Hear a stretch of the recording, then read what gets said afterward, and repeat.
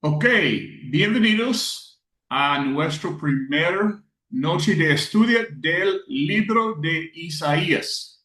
Esta noche vamos a tener 3 lecciones. El primero es antecedentes del libro de Isaías y tenemos poca discusión.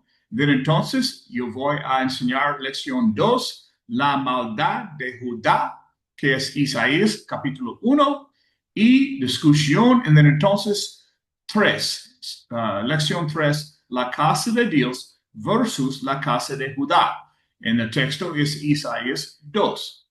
Vamos a empezar ahora con los antecedentes del libro de Isaías. Isaías es un libro notable por sus grandes profecías y por su bien documentado lugar en la historia. Isaías es el profeta de la redención del pueblo de Dios. Su libro es el segundo libro más citado del Antiguo Testamento en el Nuevo Testamento. Por lo tanto, es bueno que los cristianos entiendan el contexto de esas citas. El nombre Isaías significa Yahweh es salvación y es un buen resumen de lo que trata el libro. Se le llama el profeta mesiánico por la frecuencia con que menciona y describe el Mesías en sus profecías. Isaías dijo esto cuando vio su gloria y habló de él. Juan capítulo 12, versículo 21. 1. Antecedentes históricos. La labor profética de Isaías duró aproximadamente 60 años, abarcando los reinados de 4 reyes de Judá. Su obra como profeta se centró en Jerusalén. Comenzó cerca del final del reinado de Usías y continuó durante los reinados de Jotam, Acaz y Ecasías. Esquías. Isaías 37-38 registra la muerte de Sennacherib, la cual sabemos históricamente que ocurrió 5 años después de la muerte de Ezequías, enero de 681 a.C. Por lo tanto, la vida de Isaías se extendió unos pocos años en el reinado del Manasés. Así, el período cubierto por Isaías va 74-1 al 60-81 a.C.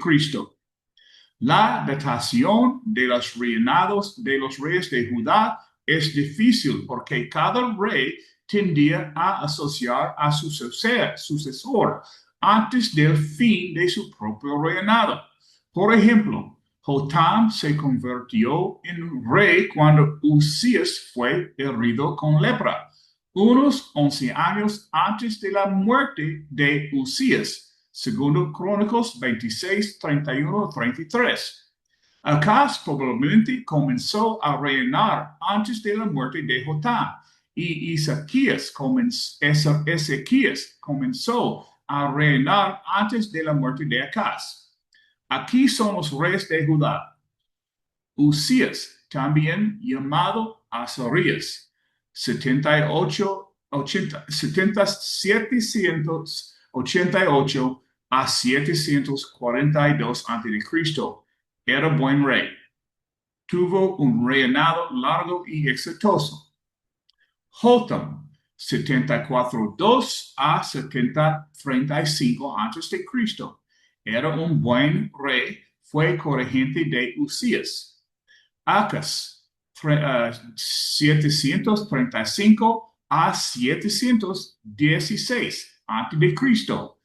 Rey muy malvado. Ezequías, 716 a 687 a.C. Era buen rey. Manasés, 687 a 643 a.C. Un rey muy malvado. Y los reyes de Israel, Jeroboam la segunda, 786 a 746 a.C., reinado largo y próspero, pero la adultería fue rampante. Zacarías, 746 a 745 a.C., asesinado por Salum. Salum, 745, reinó un mes. Manahem, 745 a 737 a.C., extremadamente brutal. Pecaías, 737 a 736 a.C., asesinado por Peca. Peca, 736 a 732 a.C., durante su reinado ocurrió la cautividad del norte de Israel. Y Oseas, 732 a 721 a.C., Samaria cayó, resultando en el fin de Israel. Isaías y su contexto. Isaías provenía de la clase alta de Judá. La tradición judía sostiene que fue primo del rey Usías. Su padre Amos se cree que era hermano del rey Amasías. Así, Isaías sería nieto del rey Joás. Su esposa era profetisa. Tuvo al menos 2 hijos en Isaías 7:3, 8, 3 a 4. La tradición judía no inspirada afirma que Isaías fue aserrado en 2 por Manasés porque se opuso a la idolatría que éste introdujo, siendo así la persona mencionada en Hebreos 11:37. Isaías probablemente estuvo entre los profetas que registraron los acontecimientos de Primero y Segundo Reyes. Un momentito.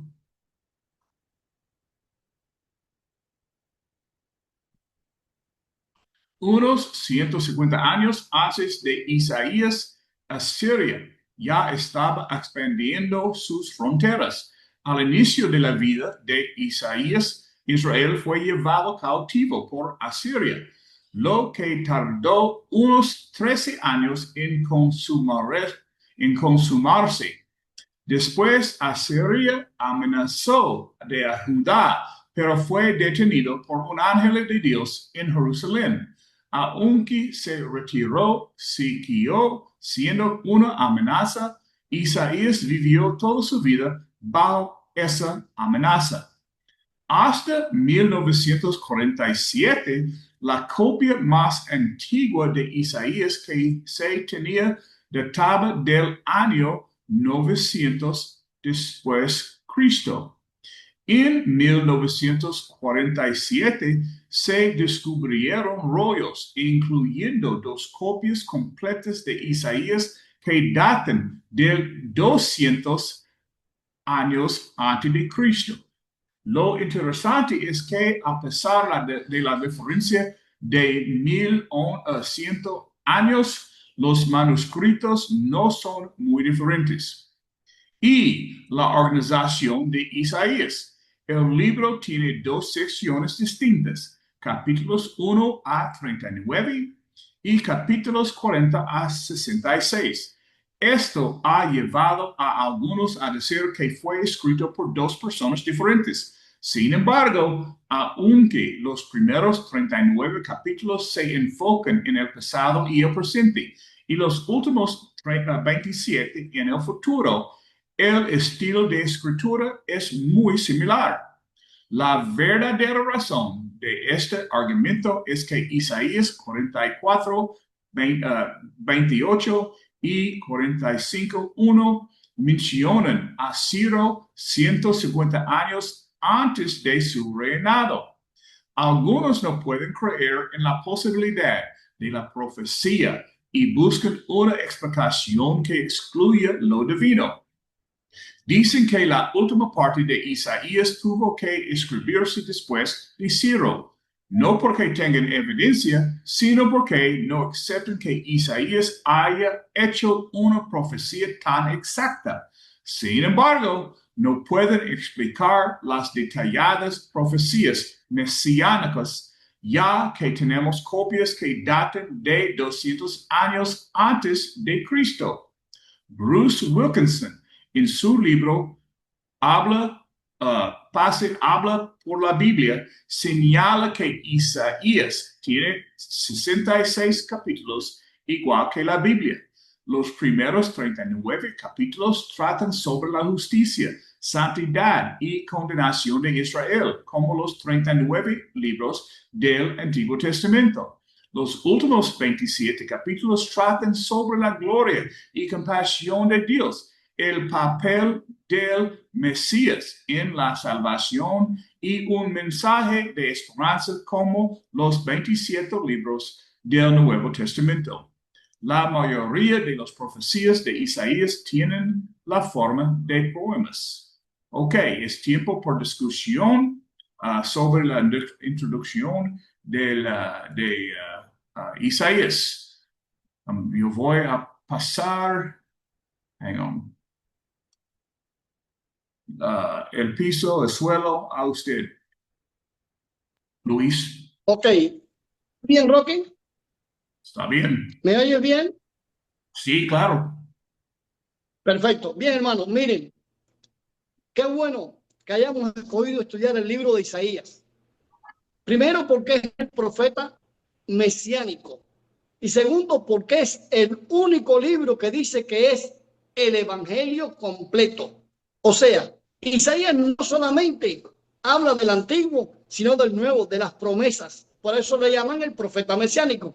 Ahora, tiene muchos enemigos, pero para vergüenza de estos enemigos, aparecieron en los rollos del Mar Muerto. El único libro que apareció completo es el libro del profeta Isaías. Hoy en día, en el Estado de Israel, hicieron un domo de cristal y acrílico donde pusieron todo el libro completo y donde podemos ir y verlo completo. ¿Por qué?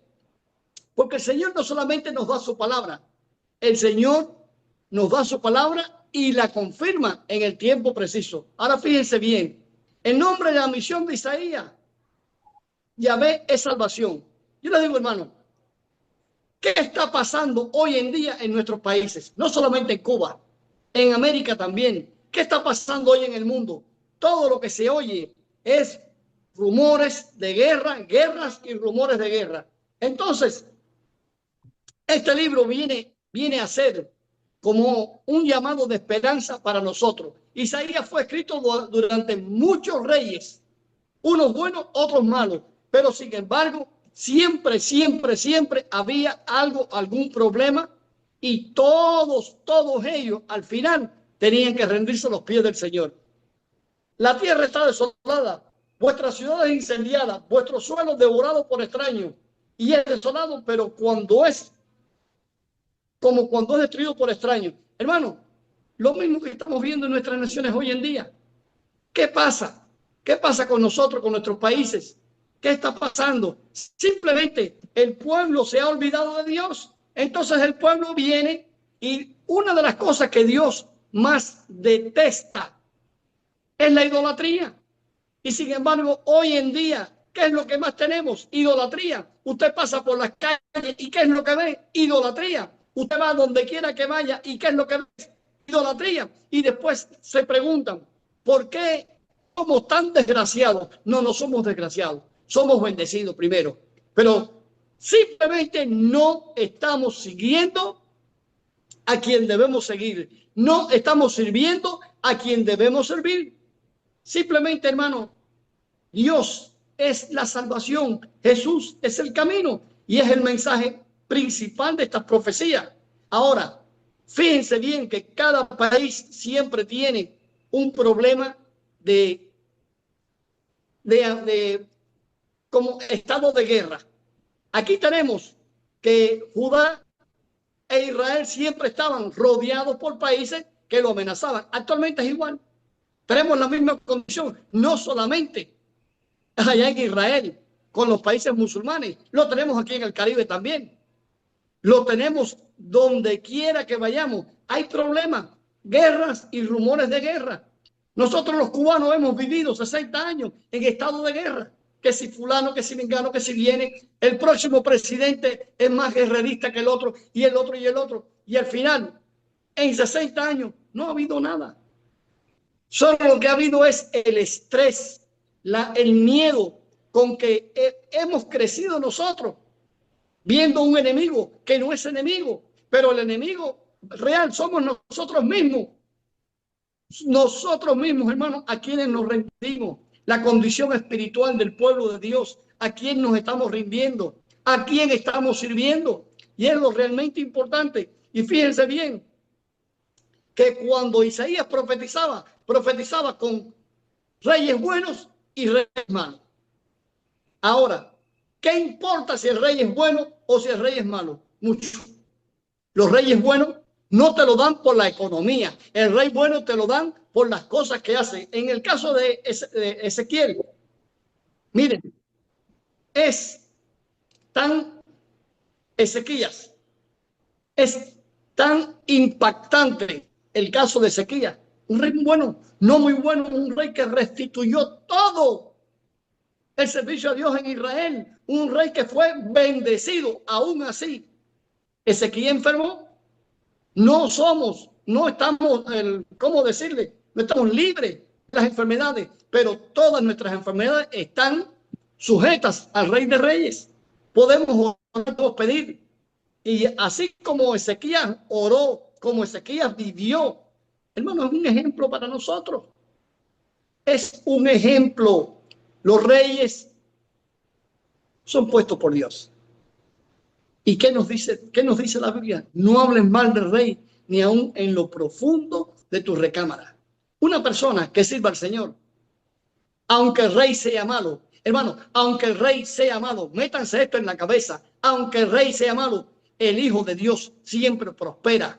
El Hijo de Dios siempre vive si tienes un techo, si tienes con qué cubrirte, si tienes el alimento de hoy el día. Hermano, estás siendo bendecido. Eres el 10% de la población mundial, el 90% no lo tiene. Entonces, en lugar de mirar para arriba, para abajo, debemos mirar para arriba, no como los bueyes. Debemos, como los pájaros, levantarnos y volar. Tenemos que levantar la fe. Y fíjense bien que las profecías de Isaías son demasiado exactas. Rocky hablaba de los 39, de los 66 capítulos de Isaías, donde 39 y 27, 39 eran de juicio, 27 de esperanza. Hermano, no es pura casualidad. No es pura casualidad cuando los sionistas, cuando los pro-Israel, aquellos que proclaman que Israel es el pueblo de Dios. No, hermano.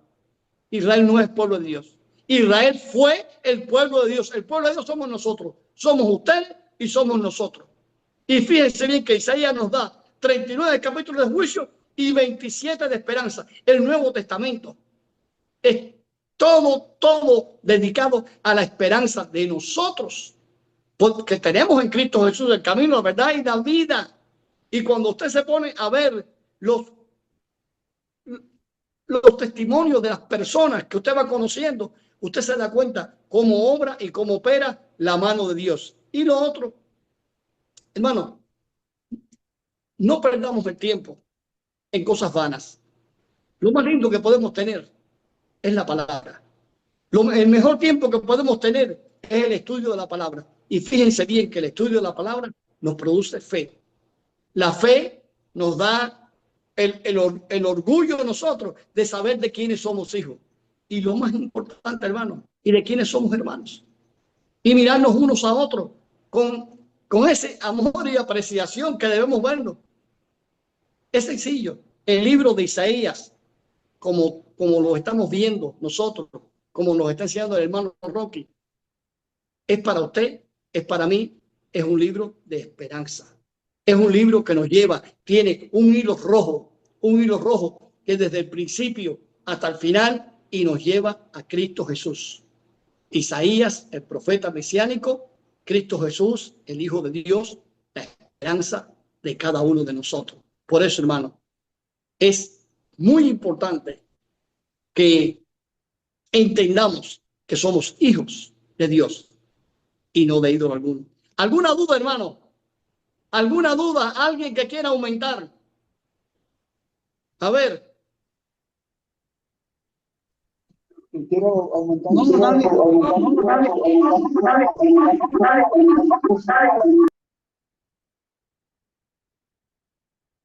Algo, Rolando, algo que quieras añadir.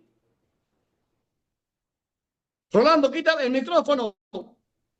Sí, no, te estaba escuchando, Luis, y me encantó como tú decías. A ver, yo recuerdo cuando Rocky habló con nosotros, que nos preguntaba, ¿no? Y consideramos que pudiéramos estudiar el libro de Isaías durante el tiempo que él lo tenía previsto, que era más o menos 1 año y medio. Yo le decía después, Luis, yo quisiera que Rocky lo diera el tiempo que nos toque tomar, así sea 1 año. ¿Sabes por qué? Porque nosotros consideramos que el libro de Isaías es muy importante y que nosotros como Iglesia de Cristo tenemos que tener el dominio completo de este libro, que aunque pertenece al Antiguo Testamento, tiene muchas cosas que están vigentes hoy día. Como tú bien decías, es el Evangelio completo, pero dado desde la antigüedad. Y para nosotros sería muy bueno estudiarlo, no importa que nos tome 1 año o 1 año y medio. Creo que somos pacientes y lo importante es dominarlo, porque el objetivo de nosotros en el curso de EBI es que tengamos toda la preparación necesaria para que podamos presentar defensa de cada libro de lo que la Biblia presenta. Me parece muy bueno que Rocky lo dé sin apuro, sin atropello, las lecciones, que se tome el tiempo pertinente para que lo pueda desglosar de la forma en que él le gusta hacerlo, y así de esta manera nosotros poder tener toda la información, capítulo por capítulo, versículo por versículo, de lo que realmente Isaías estaba exponiendo, porque considero que un libro bastante complejo, lleno de cosas interesantísimas que a veces hasta nosotros mismos desconocemos. Por eso creo que es importante que no apresuremos el hecho de estudiar este libro, sino que tomemos el tiempo, porque va a ser importante para todos nosotros en nuestra formación como predicadores, como pastores, como líderes de la Iglesia de Cristo. Me parece que va a ser muy bueno, y le agradezco a Dios y a Rocky que haya tomado este libro como punto de partida después del libro de Apocalipsis. Creo lo que quiere decir. El Estado de Israel siempre ha vivido en guerra constante. Entonces ellos siempre acuden a Isaías para justificarse de que tienen que hacer esto y tienen que hacer aquello. Ellos lo que tienen que hacer es volverse al Señor. Ellos lo que tienen que hacer es la religión pura y sin mancha delante de Dios el Padre. Ellos lo que tienen que hacer es obedecer a Dios. Sencillo, tanto ellos como nosotros. Ahora, todo lo que estamos viviendo ahora en el mundo entero está predicho, hermano. ¿Y por qué el Señor lo dice? Porque nos estamos apartando. En la medida que el pueblo se aparta de los caminos, lo que hace es perecer. Entonces, ¿dónde está la esperanza? En volver al Señor. Dice, si vuestro pecado, ahí viene, cuando nos dice, no me traigas más ofrenda, el incienso me es una abominación, las lunas nuevas, los sábados, las asambleas, no soporto la iniquidad. Hermano, estamos llenos de religión, y la forma en que hablan. Y a veces me da asco cuando ves personas invocando el nombre de Dios. Le digo, compadre, si usted vaya a su casa y cambies el pamper, porque el pamper está bien sucio. No es lo que tú digas, es lo que tú hagas. ¿Por qué me llamas Señor, Señor, y no haces las cosas que yo te digo? Y usted ve personas que yo digo, ¿cómo es posible que existan este tipo de personas? Hablando, usando el nombre de Dios en vano. Y quiero decirle, terrible cosa es caer en manos de Dios vivo. Y para los pueblos, este pueblo, tanto como todos los pueblos del mundo, tienen que rendirse a los pies de Dios. Punto. No es un asunto de religión. Ayer yo hacía una visita, el domingo hacía otra, y habían personas, no, yo soy de la iglesia tal, yo soy de la iglesia más cual, y empezamos a hablar y a conversar. Y entre lo que hablábamos hablábamos del Señor Jesús.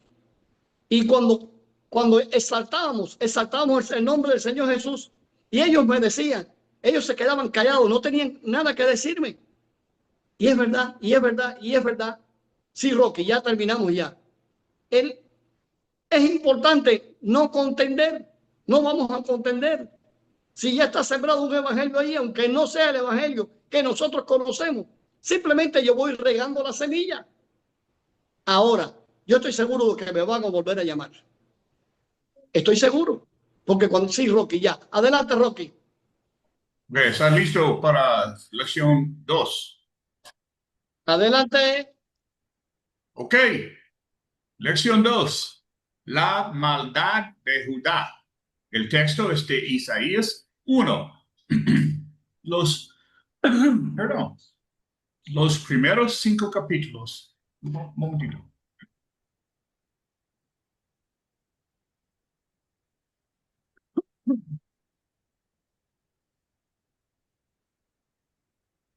Los primeros 5 capítulos de Isaías presentan los temas principales que serán discutidos a lo largo del libro.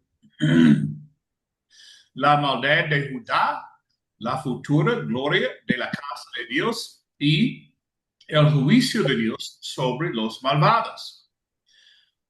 Ahora hablamos sobre la maldad de Judá. Isaías 1, versículo 2 a 9.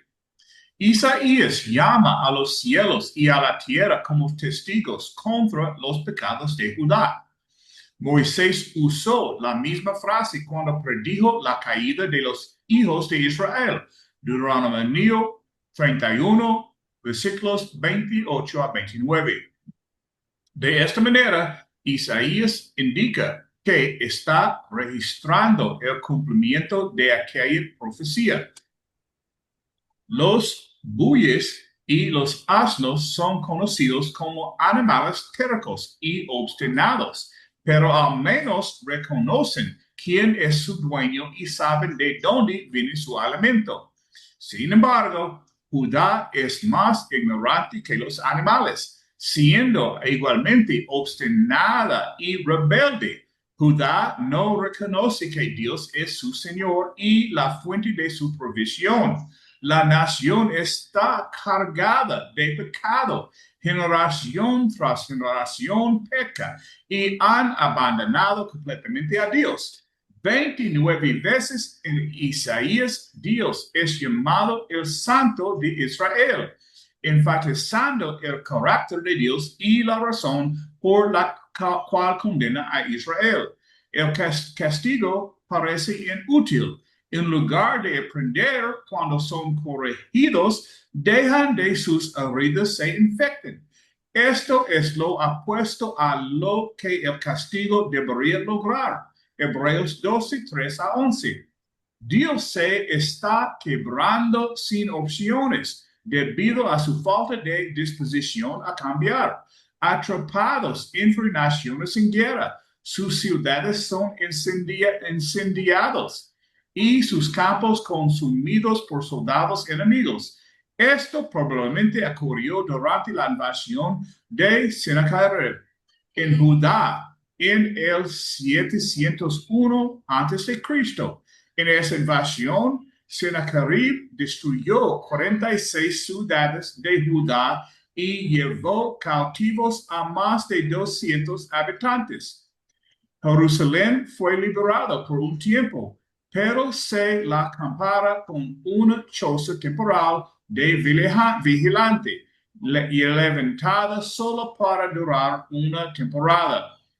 Si no fuera porque Dios determinó que unos pocos sobrevivieran, habrían sido destruidos como Sodoma y Gomorra. El culto inútil, Isaías 1, 10 a 17. Un momentito. Isaías se refiere a Judá como Sodoma y Gomorra, ciudades que Dios destruyó por sus pecados sexuales de homosexualidad. En medio de un pecado extremo, ¿de qué sirven los muchos sacrificios a Dios? Los sacrificios no cambian una vida perversa. Hebreos 10, 1 a 4. Dios encontraba esa hipocresía repugnante, no soportó la iniquidad y la asamblea solemne. Isaías 1:13. Como resultado, Dios rehúsa escuchar sus oraciones debido a los pecados en sus manos. En lugar de obediencia fingida, mostrada a través de sacrificios. Pero Dios es razonable. Isaías 1, 18 a 20. Se entiende que la gente era reacia a cambiar. A menudo se quedaban atrapados en la idea de que eran demasiado pecadores para ser perdonados. No sirve de nada cambiar. He ido demasiado lejos. Dios no me aceptará aunque trate de cambiar. La respuesta de Dios es que esa forma de pensar no es razonable. Dios puede perdonar al peor de los pecadores si abandona sus pecados. Un pasaje similar se encuentra más adelante en Isaías 55, 6 a 9. Que el hombre no vea cómo es posible no significa que sea imposible para Dios.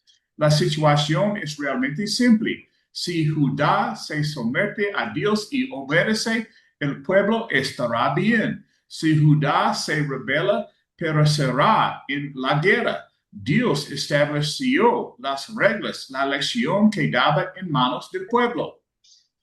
El pecado y la redención de Jerusalén. Isaías 1, 21 a 31. Isaías ahora enfoca su atención en la ciudad capital. Ella ilustra lo que estaba mal con el resto de Judá.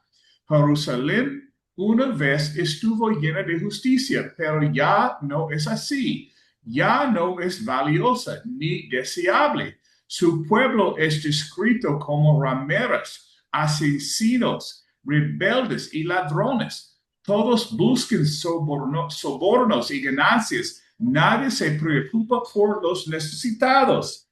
Dios declara que eliminará a sus adversarios y, al hacerlo, purificará a los que permanezcan en Jerusalén. Él es el Señor Yahweh de los ejércitos. Él es el fuerte de Israel. Tiene el derecho y el poder para traer el cambio. Restaurará la ciudad de la fidelidad. Los que se arrepienten tendrán un lugar allí, pero los pecadores serán destruidos. Se avergonzarán de lo que antes desearon, los lugares de adoración idólatra. En cambio, se convertirán en leña para ser consumidos por el fuego. Este es fin de lección 2. Yo voy a pasar la clase a Luis otra vez para discusión y preguntas. Miren, hermano, pasamos ahora a discutir y a ver la maldad de Judá. Miren, Judá falló al reconocer al Señor como Dios. Y qué ofensa más grande el compararlo con un buey o con un burro. Yo recuerdo cuando éramos niños que era algo decía currucucú, el burrito eres tú. Y era un canto de niño, pero donde decía, y un burrito sabe más que tú. Desde niño teníamos las palabras del Señor, las teníamos siempre en nuestra familia, en nuestros padres.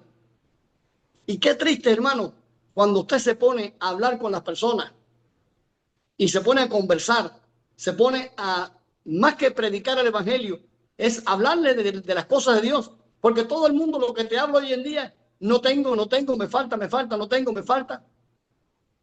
Y simplemente nos concentramos en lo que no tenemos, en lugar de concentrarnos en lo que sí tenemos. Lo que sí tenemos es la opción, la posibilidad de no ser como los bueyes o los burros que miran para el piso. Tenemos que ser como el pájaro, levantar el vuelo, mirar nuestros ojos y reconocer al Señor para poder levantar el vuelo.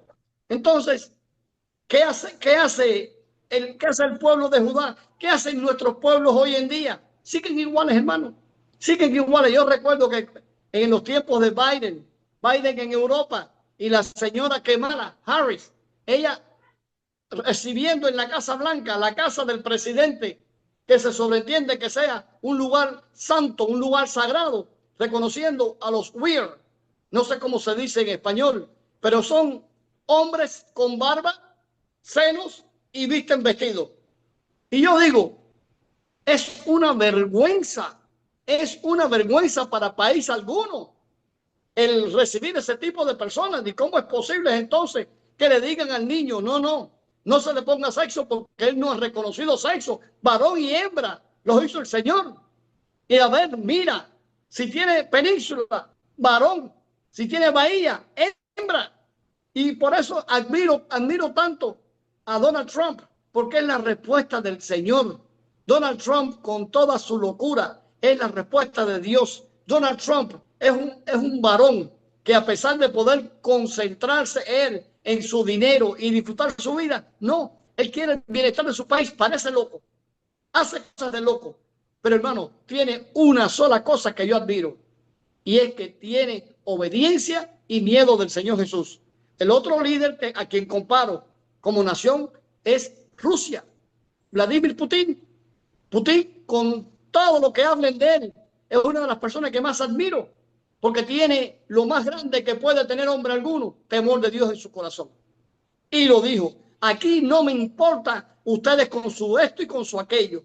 Aquí nosotros no te permitimos tocar ni transformar a nuestros niños. Y es algo digno de admirar. Por eso, si hay algo grande que veo en el pueblo de Rusia, es que se ha vuelto a Dios. Es un pueblo que ha vuelto su alma y sus ojos al Señor. En tanto, en América no lo veo así. En América veo todo lo contrario. Y le decía a los hermanos, ustedes no se dan cuenta cuando vemos las actividades de los niños, vemos esa cantidad de niños en las iglesias. Qué lindo, porque tenemos garantizado el futuro de nuestras iglesias. Y usted va a América y ¿qué es lo que ve? Cabezas grises. Y usted ve 3, 4 niños que son los hijos de las personas que están allí. No hay niños que vayan, están perdiendo su tiempo, no quieren conocer a Dios. Y el Rocky nos hablaba de la vanidad del castigo, porque el Señor castigaba a Judá y seguía pecando. Entonces, él lo aplica cómo nosotros aceptamos, cómo vemos la corrección de Dios en nuestras vidas. Hermano, si usted vive el día a día y si usted trata de hacer algo, todo el mundo tiene un propósito en la vida, pero ese propósito que usted tiene que ponerlo en las manos de Dios, tiene que ponerlo en oración. Póngalo en oración. El Señor te va a indicar el camino. El Señor te va a indicar el camino. Y si el Señor no abre esa puerta, no pelees contra Dios. Entonces, no es que yo me rinda. No, yo no me rindo. Yo tengo 10 millones de sueños a pesar de mi edad. Tengo mis sueños, tengo mis planes, tengo mi esperanza. Pero todos mis sueños, mis planes y mi esperanza están en la mano de Dios. Y es triste cuando vemos lo mismo que pasó con Judá. Lo vemos hoy en día en Israel. Lo mismo que hicieron con los judíos, los alemanes, lo están haciendo ellos. Con los palestinos, los están exterminando.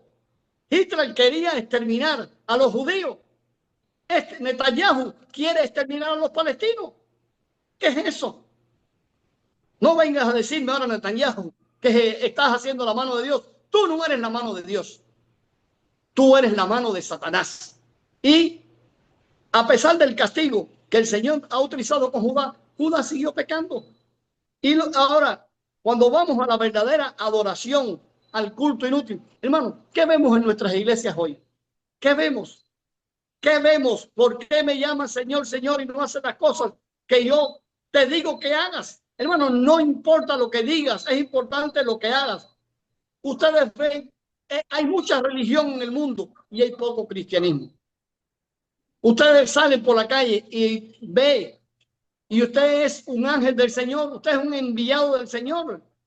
Usted es para que haga la voluntad de Dios en la tierra. Usted que ha sido llamado y tocado por el Señor Jesús es la persona a quien Dios va a utilizar para hacer su voluntad, para mostrarse al mundo. Sin embargo, el mundo entero sigue de religión en religión. Ahora tenemos apóstoles que yo sepa, en mi Biblia, para ser apóstol de Jesús, había que tener dos condiciones: haber estado con Jesús desde el principio hasta el final de su ministerio. Y yo veo apóstoles hoy que lo que tienen son 20, 30, 40 años. ¿Y son apóstoles de qué? No creo, hermano. No creo. Un falso evangelio. Predicando un falso evangelio, no estamos enalteciendo el poder de Dios. Usted puede predicar y decir y decir y decir, pero no importa lo que usted diga, importa lo que usted haga y cómo usted lo haga y para quién usted lo hace. Entonces, el Señor nos invita a razonar juntos. Nosotros todos hemos metido la pata hasta el collín. Nosotros todos hemos hecho tantas cosas, pudiéramos decir en buen cubano, tanta porquería, que cuando nos miramos es para que cojamos asco. Pero si el Señor nos dice, vamos a razonar, ven, vamos a razonar, pero te dice que si tu pecado fuera negro, Él te lo va a poner blanco, como el algodón, como las motitas de algodón.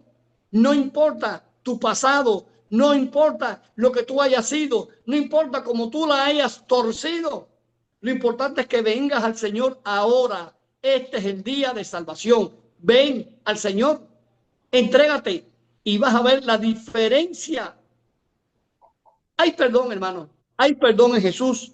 Y lo otro y lo último que Rocky habla es sobre Jerusalén. Mire, Jerusalén hoy en día, cuando usted se pone a verlo, está partida en el sector tal, el sector más cual. Jerusalén ahora tiene la mezquita principal, donde estaba el templo. Ahora Netanyahu quiere tumbar la mezquita para levantar el templo.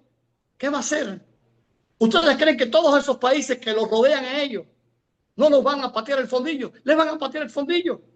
Aprende a respetar Netanyahu, aprende a respetar. Y nos toca a nosotros aprender a respetar la Jerusalén que nosotros estamos esperando. Viene pura, viene del cielo, desciende como una novia de Dios. Esa es la Jerusalén espiritual, la que nosotros esperamos y en la que nosotros nos vamos a ir con el Señor. Hermano Rolando, si quieres añadir algo, alguien que quiera añadir la verdadera adoración y el culto inútil. Adelante, hermano. El micrófono, Rolando.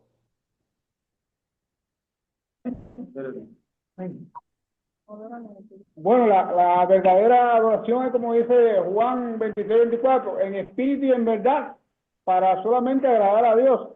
Sabemos que a través de la escritura de los profetas, el hombre siempre, su cabeza, su pensamiento es siempre al mal, pero siempre Dios le da una oportunidad de arrepentimiento. ¿Y qué es lo que quiere? Que nos salvemos de la condenación de este mundo. Por eso Él siempre nos perdona y de parte de nosotros siempre tenemos que estar en el deseo de pedir perdón, de transformarnos y de dar buenos frutos para que Dios vea el cambio en nosotros y pueda perdonarnos.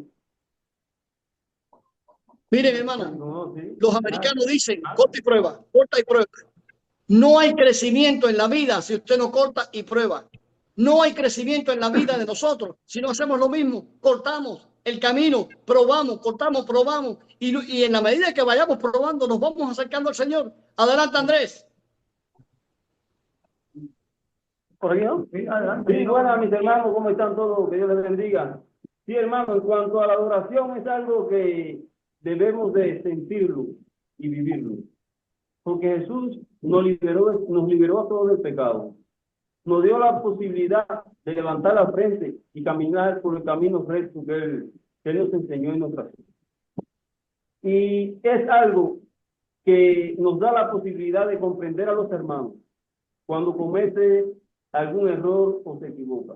Por lo tanto, cuando vamos a adorar a nuestro Dios en estos tiempos, debemos ir con un corazón puro, limpio, un corazón en el cual esté abierto para amar, para perdonar, para comprender, ¿me entiendes? Y si no somos capaces de venir hacia nuestro Dios, estamos totalmente errados, porque tenemos un Dios de misericordia. Y a veces dice la palabra de Dios que ¿cómo vamos a ir a adorar a Dios con algo contra un hermano? Deja tu ofrenda y ve y arréglate con tu hermano y luego ven y adora al Señor. Eso es lo que le está diciendo ahí. Compara con bueyes y dice que los bueyes escuchan al dueño. Yo trabajo con una yunta de bueyes y yo le doy mi yunta de bueyes a cualquiera de los que están aquí, no le hacen caso. ¿Me entiendes? Pero yo soy el dueño. El pueblo nuestro es Cristo. Y a ese que tenemos que oír, poner el oído y el ejemplo que nos dio. El burro conoce al dueño. Cuando Salvador llega a su casa, tiene un burro. Y apenas Salvador llega allí, el burro está sonando acá y empieza a gritar. ¿Por qué? Porque llegó su dueño también y lo reconoce. Y entonces, ¿qué somos nosotros si no escuchamos a Dios? Somos burros. ¿Me entiendes? Somos como bueyes que no tienen dueño. Y entonces, la comparación que hace el profeta Isaías es clara.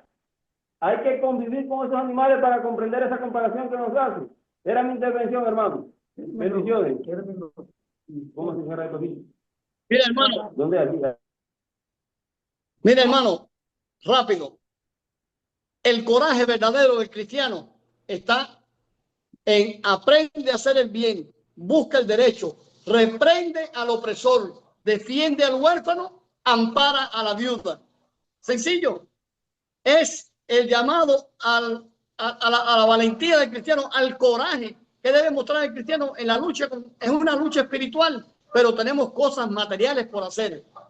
Cosas que tenemos que con coraje enfrentar a aquellos que se nos oponen, aquellos que se oponen al plan de Dios.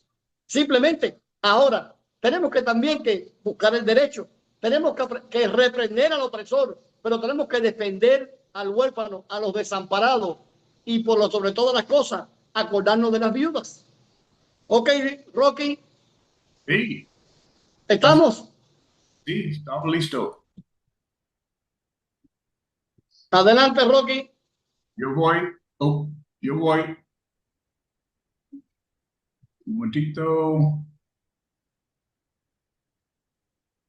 Ahora es la tercera parte de esta sesión, capítulo 3, la casa de Dios versus la casa de Judá. El texto es de Isaías, capítulo 2. El monte de la casa de Dios, Isaías 2, 1 a 4. Esta misma profecía se encuentra casi palabra por palabra en Miqueas 4, 1 a 3. Un momentito, Mara está asistiendo. La profecía habla de un tiempo que será llamado los postreros días. En la profecía de Daniel acerca de la iglesia, él afirma que ocurrirá en los postreros días, que fue durante el Imperio Romano, Daniel 2:28, refiriéndose a la profecía en Joel 2:28 a 32. Pedro dijo que el cumplimiento de la profecía acerca de los postreros días estaba teniendo lugar. Hechos 2:16 a 21. Pedro también afirmó que Jesús apareció en la tierra en estos últimos tiempos. 1 Pedro 1, versículo 20.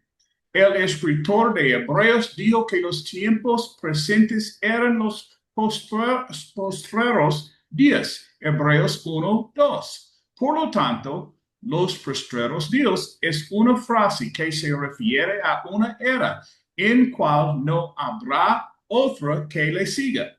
No indica cuán larga o corta será esta última era, solo que es la última. En esta última era se establecerá el monte de la casa de Dios. La ciudad de Jerusalén fue edificada en un monte. El pueblo de Israel debía ser santo, pero se corrompió. Sin embargo, Dios profetizó que un día restauraría al pueblo a su monte. Zacarías 8:3. Los montes son vistos como cosas grandes y estables que parecen durar para siempre. Por tanto, un monte puede representar un gobierno como Babilonia, que fue llamado monte destructor. Jeremías 51:25. Daniel profetizó de que una piedra que destruyó al imperio romano crecería hasta convertirse en un monte que llenaría toda la tierra. Daniel 2:35. Daniel nos dice que este monte es un reino que perdurará más que todos los demás reinos. Daniel 2:44 y 45. Todas estas profecías se cumplieron en la iglesia. Hebreos 2. Todas estas profecías que también es llamada la casa de Dios. 1 Timoteo capítulo 3. Este monte se alzará sobre los collados, dominará y será visible. Mateo 5. Y personas de todas las naciones fluirán hacia él. No se limitará a una institución solo judía, como lo fue el monte Sión bajo el Antiguo Testamento. Efesios capítulo 2. Las personas invitarán a otros a unirse en aprender los caminos de Dios. Es por medio de las enseñanzas de su palabra que Dios atrae a la gente. Juan 6. Y así se convierte en una parte esencial del cristianismo. Mateo 28. Aunque esta es una profecía sobre el reino de Dios, el reino físico de Israel aún tiene un papel menor que desempeñar. Es desde Jerusalén que comenzó la enseñanza de la iglesia. Lucas capítulo 24. A medida que la palabra de Dios se extiende, cambiará el mundo. Las naciones en guerra entre sí estarán en paz dentro del reino de Dios. Efesios 2. Esto se ilustra diciendo que las armas de guerra ya innecesarias serán transformadas en herramientas de labranza. La casa de Jacob, Isaías 2:5-11. Isaías anima a Israel a andar en la luz de Dios para que sean parte de este glorioso futuro. Pero en cambio, lo que encontramos es que Dios ya no habita en la casa de Jacob. Israel ha importado ideas y religiones de las naciones del oriente. Tienen adivinos como los filisteos al occidente. Deuteronomio 18. Estaban haciendo pactos con las naciones extranjeras a su alrededor. En apariencia, Israel era exitoso y estaba acumulando mucha riqueza. Pero con la riqueza vino la idolatría que llenó la tierra, corrompiendo a todo el pueblo desde el menor hasta el mayor. Y Dios no los perdonará. La palabra hebreo Elim en Isaías 2:8 significa literalmente cosas sin valor o inútiles. Véase Job 13:4 y Zacarías 11:17. Dios vendrá en juicio en aquel día, causando terror en los hombres. Los soberbios serán humillados y solo el Señor será exaltado. Y vendrá el juicio, Isaías 2:12-22. Dios traerá un día de ajuste de cuentas contra los soberbios, sin importar cuán fuertes o poderosos parezcan ser. Las fortificaciones no protegerán a nadie. Los barcos no podrán dar escape. Esto no se refiere al juicio final, ya que Isaías menciona a personas tratando de esconderse el terror de Dios. Isaías 2:19-21. Como sus ídolos son incapaces de protegerlos, serán abandonados. Por lo tanto, la gente no debe temer a los hombres porque son simples mortales como todos los demás.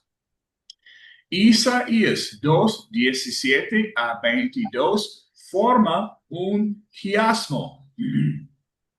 El orgullo del hombre será humillado y altivez de los hombres será habitada. y solo el Señor será exaltado en aquel día, pero los ídolos desaparecerán por completo. Los hombres se meterán en cuevas de las rocas y en los agujeros de la tierra delante del terror del Señor y del esplendor de su majestad, cuando Él se levante para hacer temblar. El 3. En aquel día los hombres arrojarán a los topos y los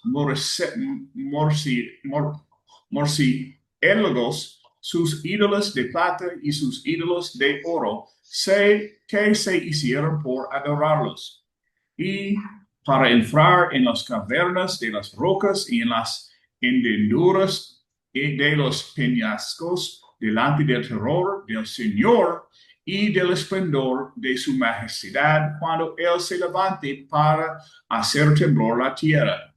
Y dejen de confiar en el hombre cuyo aliento de vida está en su nariz, porque habría de ser estimado. El punto central es que los hombres desecharán sus ídolos. El punto secundario se enfatiza en la última pregunta: ¿por qué deberían ser admirados los hombres frente al terror y la majestad de Dios? Ok, es tiempo para pasar a Luis. Luis, es tu tiempo. Miren, hermano, qué lindo cuando leemos este libro de Isaías y esta confirmación del Evangelio de nuestro Señor Jesucristo. Actualmente hay mucha confusión en el mundo con que Israel, y yo no me canso de repetirlo, porque donde quiera que voy, me dicen, no porque Israel, no porque Israel. Israel somos nosotros, hermanos. Isaías viene y nos dice que el monte más alto que ella es el monte de Dios.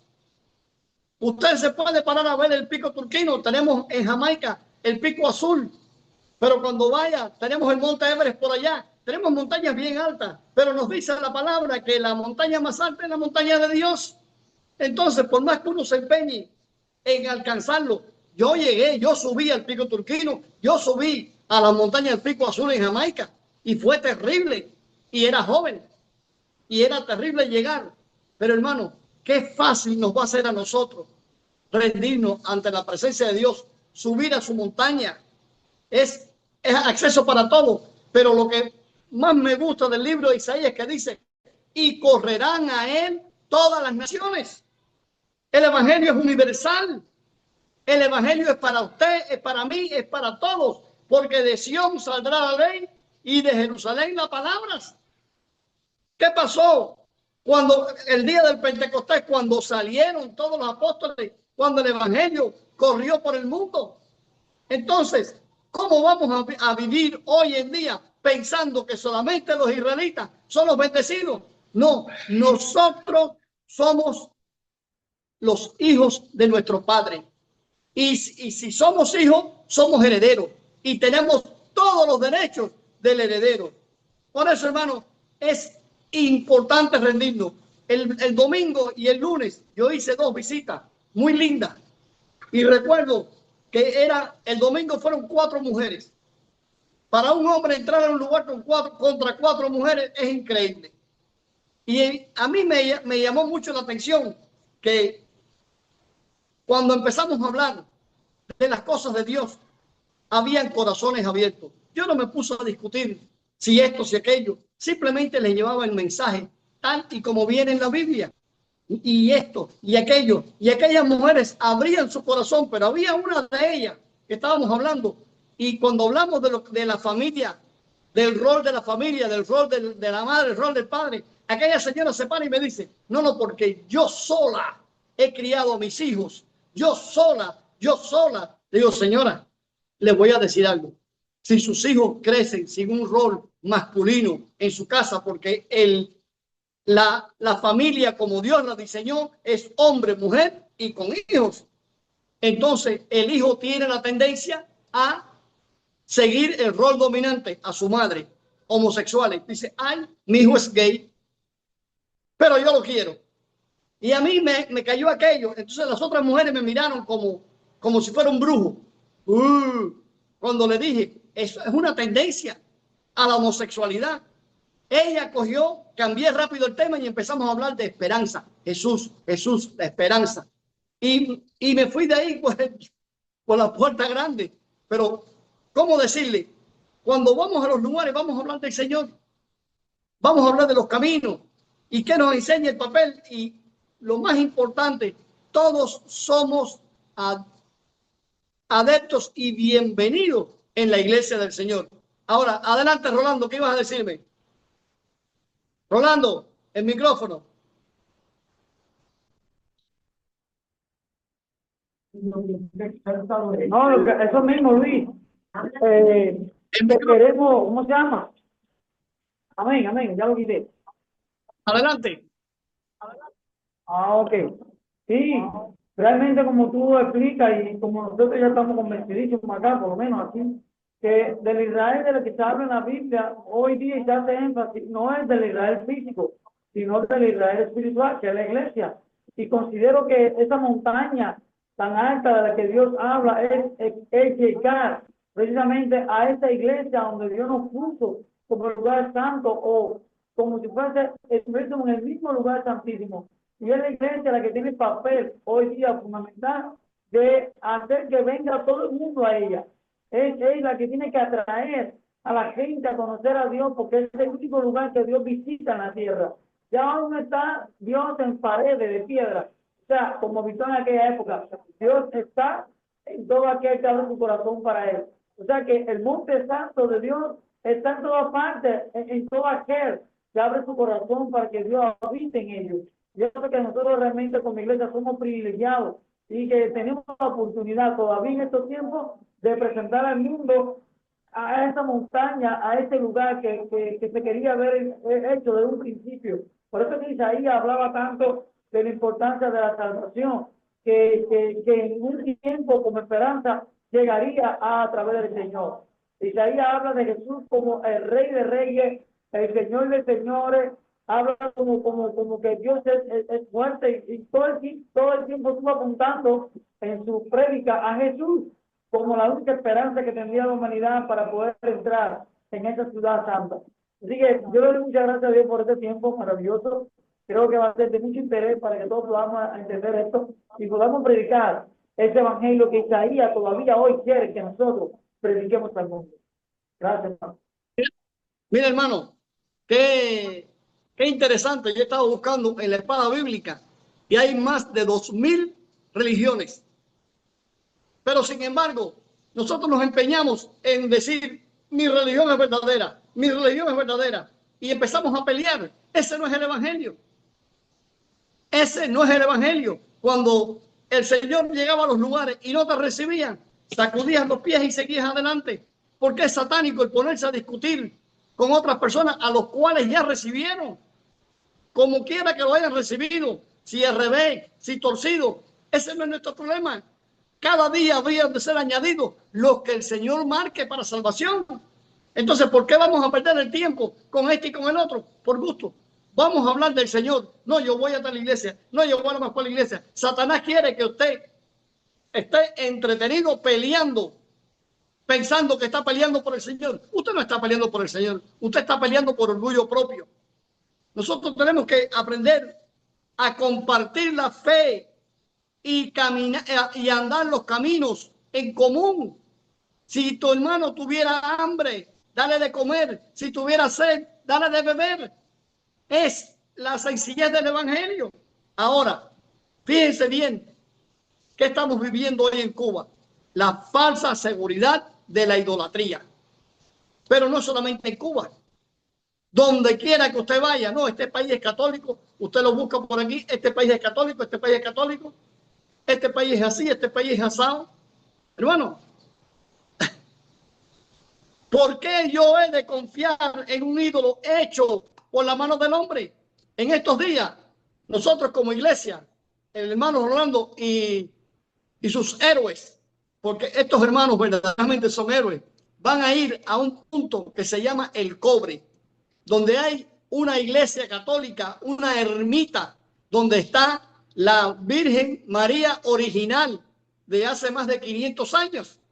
Entonces, Ellos le llaman la madre de Cuba, la patrona de Cuba, bom, bom, bom, bom, todas esas cosas. Tiene ermitas en Miami, tiene ermitas en Jacksonville, tiene ermitas en el mundo entero. En México le llaman así, en Guatemala le llaman asado. Pero son ídolos. Aunque sea un ídolo que tiene 500 años ahí, sigue siendo un ídolo. ¿Por qué vamos a perder el tiempo buscando esa idolatría? Sin embargo, este grupo de hermanos que tiene el coraje de ir a romper con ese mito, ir a romper con ese mito, ir a predicar el evangelio de Jesús. Allí, María no es madre de Dios. María fue utilizada por el Señor para que nos diera a Jesús, pero no es madre de Dios. Dios no tiene madre. Dios no tiene padre. Dios es padre. Jesús es hijo. Jesús es la esperanza. Jesús es el camino. Entonces, ¿por qué el hombre insiste y persiste en esta idolatría? Por eso es que están pagando las consecuencias como nación, como país.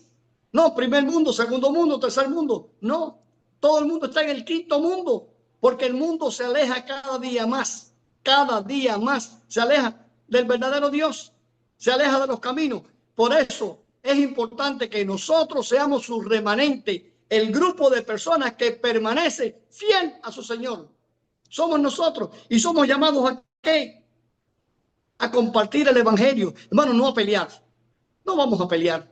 Ustedes vamos a llevar el evangelio, vamos al cobre, vamos a regalar Biblias, vamos a regalar tratados, vamos a establecer una congregación allí, se va a predicar el evangelio. Y es un hermano de mucho coraje, el que hemos seleccionado. Entonces, hermano, vamos a compartir el evangelio de Jesús. Y es muy importante que el hombre deje de confiar en los ídolos. Y, por último, la humillación del orgullo humano. ¿De qué le vale al hombre pelear contra Dios? Es imposible.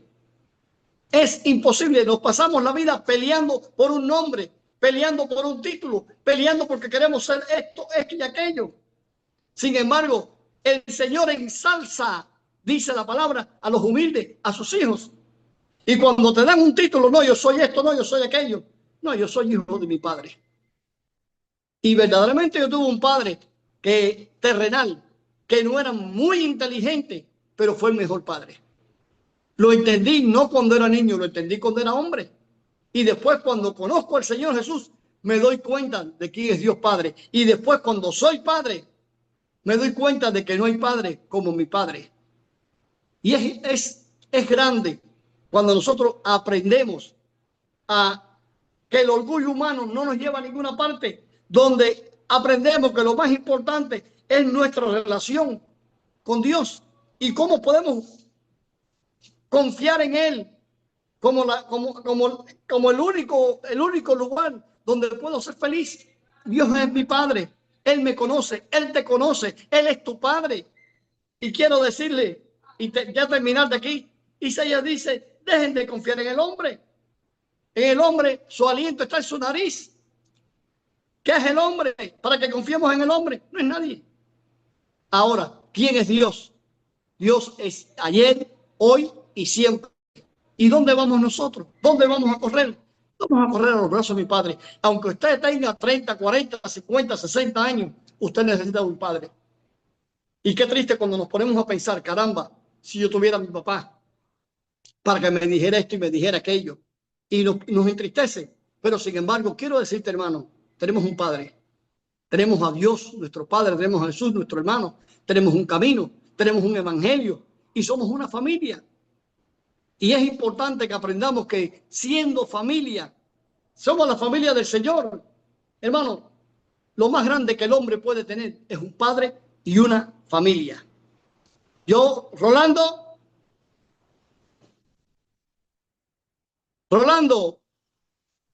Sí, hermano, ¿qué nos dígame. enseña la admiración equivocada por el poder de los líderes humanos? ¿Cómo la pregunta? ¿Qué nos enseña la admiración? Bueno, Por los imagínense, líderes humanos. cuando nosotros ponemos la mirada en los líderes humanos y dejamos a un lado a Jesús, que es el Dios de todos, tenemos la tendencia de cometer muchos errores. Porque no hay un nombre dado a los hombres en que podamos ser salvos. El único nombre dado a nosotros como salvación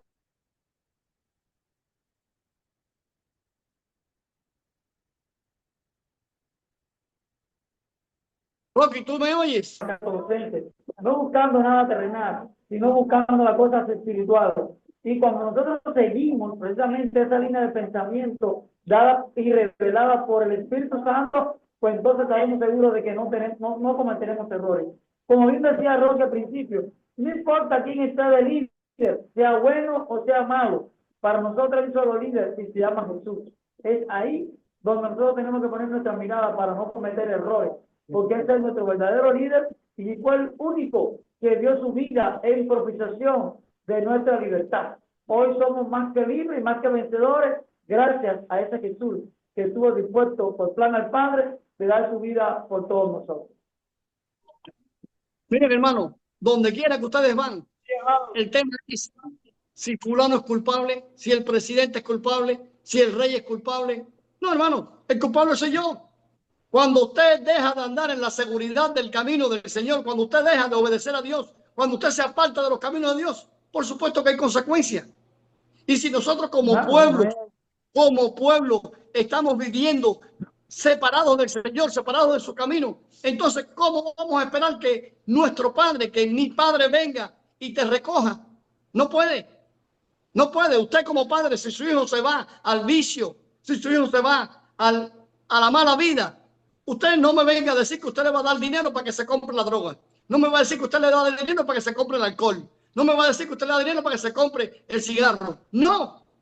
Usted tiene que dejarlo que sufra, que caiga bien bajo. Entonces, como haga como el hijo pródigo, cuando haga como el hijo pródigo, que entre en sí, que reconozca su camino, entonces es que yo como padre lo voy a ayudar. Pero mientras esté en los malos caminos es imposible. Pasa igual con el Padre nuestro Dios. Nuestros pueblos están aparte, se están moviendo para aquí, moviendo para allá, cada quien haciendo lo suyo. Entonces, ¿qué nos toca a nosotros? Ser el faro, ser la luz que va a guiar este pueblo. Aunque seamos una iglesia chiquita, no somos chiquitas, somos grandes, porque tenemos un Dios que es muy grande y muy poderoso. Entonces, Andrés, ¿quería decir algo, hermano? Andrés, el micrófono. El micrófono. Sí, hermano, mire. Sí, ya, está abierto. Quería decir, hermano, que hay una gran diferencia entre los líderes de los pueblos humanos y Jesús. Jesús dio la vida por nosotros. Y los líderes quieren que nosotros demos nuestra vida y nuestro esfuerzo por ellos. ¿Me entiendes? Y esa es la gran diferencia. Es lo que quería decir para construir lo que se hermano. Ya. No sé si me entendió. Rocky.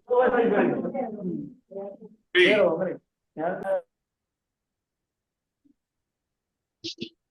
Adelante, Rocky. Sí, alguien puede orar por terminar la sesión. Andrés, hermano, ora por nosotros. Ok, bien, ok, hermano, vamos a orar. Bendito Dios y Padre amado que estás en los cielos, Padre amor y misericordia, Señor. Te damos las gracias infinitas, Padre, por permitir este tiempo que hemos estado aquí reunidos, Señor. Gracias te damos porque estamos aprendiendo acerca de tu palabra, Señor. Y estamos siendo edificados por el Maestro que escogiste para nosotros, Señor. Gracias por tener al hermano Roque ahí, tener a nuestro hermano Luis que nos ayuda también para comprender todas las cosas que tiene del lugar, Señor. Te pedimos, Dios, de que sea con nosotros también, que pongamos en práctica cada enseñanza que estamos aprendiendo en esta tarde, Señor, y en los otros días que hemos estado estudiando. Agradeciéndote, Padre, porque es un privilegio estar aquí. Es un privilegio conocer tu palabra, porque así tenemos tu guía y dirección y nuestro camino cada día será más recto hacia nosotros partir contigo, Señor. Gracias por todo, mi Dios. Bendícenos a todos de manera general, bendícenos a nuestro maestro y ponemos nuestra vida, nuestras almas en tus manos. A partir de ahora para que seas tú quien toque tu destino. Gracias por todo, Padre. Perdón para siempre en el nombre de Jesús. Amén. Amén. Bien.